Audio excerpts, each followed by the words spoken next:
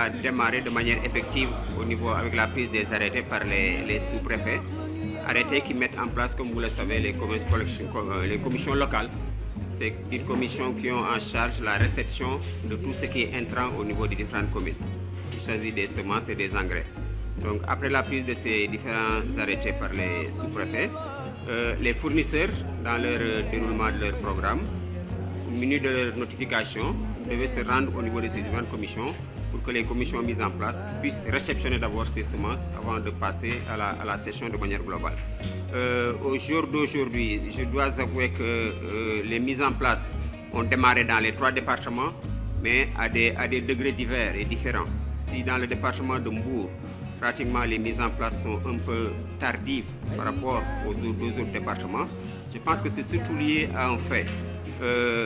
Les départements de Thiès et de Tivaouane, les opérateurs sont des fournisseurs de semences qui sont dans la région.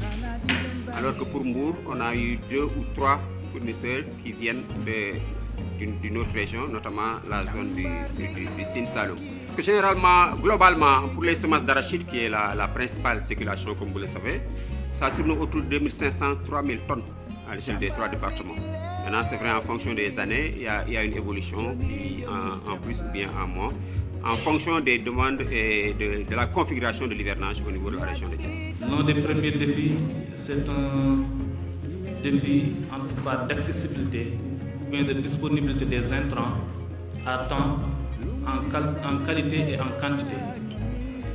Le second défi, c'est le défi de la modernisation, bien même le défi de redynamisation, bien de mettre en place un programme d'accompagnement, de modernisation des magasins de stockage pour permettre, une fois les intrants en tout cas reçus, de les mettre dans des magasins conformes, dans des magasins adaptés.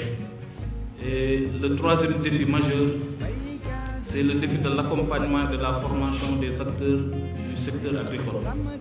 Donc une fois les intrants acquis, une fois les matériels agricoles acquis, il va falloir aussi mettre en place un dispositif de formation et d'accompagnement pour permettre à tous ces acteurs-là non seulement de recueillir les informations nécessaires, les données nécessaires pour nous permettre de réussir cette campagne.